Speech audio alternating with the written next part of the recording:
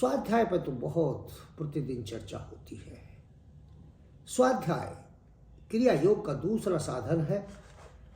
आत्मा और परमात्मा में संबंध, आत्मा का उस परमात्मा से संबंध स्थापित करना की जो क्रिया है वही तो स्वाध्याय है। आत्मा की उस परमात्मा के साथ एकता करना, उसके साथ निकटता, संबंध स्थापित करना, ये स्वाध्याय है।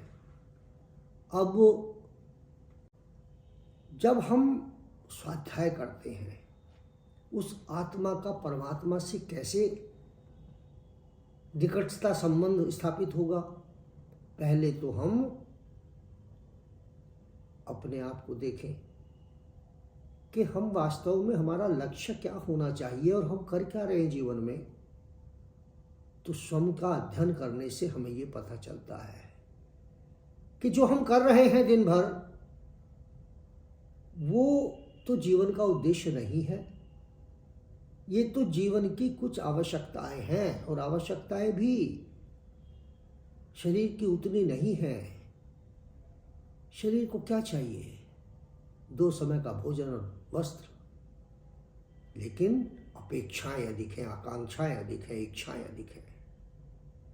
तो स्वयं का अध्ययन जब तक हम नहीं करेंगे, अब अध्ययन करके अपनी विद्रुपताओं को, अपने चित्त में जो मल भरे हुए हैं, विद्रुपताएं भरी हुई हैं, दोष भरे हुए हैं, विकार भरे हुए हैं, उनको हमें अलग करना होगा, उनसे बाहर निकलना होगा।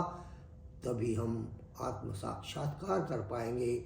और जब आत्म साक्षात्कार हो करके हम आत्मा को एक स्वतंत्र सत्ता महसूस करेंगे, तभी हम उस परम आत्मा के साथ उसका निकटता स्थापित कर पाएंगे। इससे चित्त निर्मल होता है। इससे भी ऊपर स्वाध्याय का अर्थ है स्व अध्ययन, स्वयं का अध्ययन करना।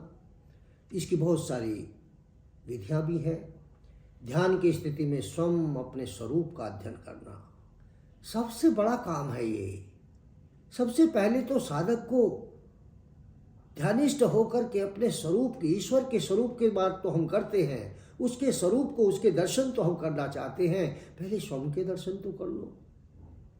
यानी कि हम अपने स्वरूप को नहीं जानते, तो अपने स्वरूप का अध्ययन करना, इसलिए आपको स्वाध्याय कराया जाता है कि पहले स्वयं को जान करके जो आप में अच्छाई हैं उन्हें एक तरफ रखो, जो बुराइयां हैं एक तरफ करो।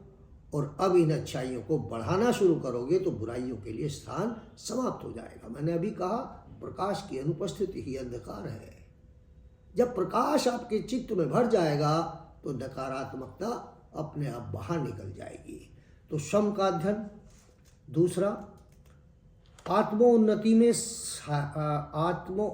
में सहायक साहित्य पढ़ना, प्रमाणिक शास्त्रों को पढ़ना। प्रमाणिक शास्त्र हमारे वेद हैं, उपनिषद हैं, गीता है और दुनिया भर की हमारे साधु संतों के द्वारा लेखन सामग्री है। उससे हम जाने कि सत्य क्या है, जीवन क्या है, मनुष्य क्या है, परलोक क्या है, आत्मा क्या है, परमात्मा क्या है, इनके मिलन को कैसे मिलन किया जा सकता है। तो ये हमें उसका अध्ययन करना चाहिए। स्वयं का निरीक्षण और पवित्र ओम का जाप। ध्यान, जब हम ध्यान करते हैं, ध्यानिष्ठ होकर के ही हम स्वयं का अध्ययन कर पाते हैं और उस परमात्मा का स्मरण कर पाते हैं। जहाँ कहीं संशय और दुविधा होती है तो प्रमाणिक शास्त्रों का सहारा लेकर के उसका अध्ययन करते हैं। तो यही है स्वाध्याय। स्वाध्याय बहुत ऊंची चीज़ है, जीवन में कभी भी नहीं छोड़ना चाहिए। स्वाध्याय करने से विवेक की उत्पत्ति होती है। हमारे जीवन में निर्णय सही होने लगते हैं। कई बार हम जल्दबाजी में, आवेश में निर्णय करते हैं, गलत हो जाते हैं। जब विवेक की उत्पत्ति हो जाती है तो फिर जल्दबाजी समाप्त हो जाती है, धैर्य आ जाता है और किसी भी निर्णय से करने से पहले हम उसके नकारात्मक और सकारात्मक पक्षों पर अध्ययन करके निर्णय करते हैं। तो हमारे निर्णय जीवन में उचित होने लगते हैं। स्वाध्याय बहुत बड़ी चीज़ है।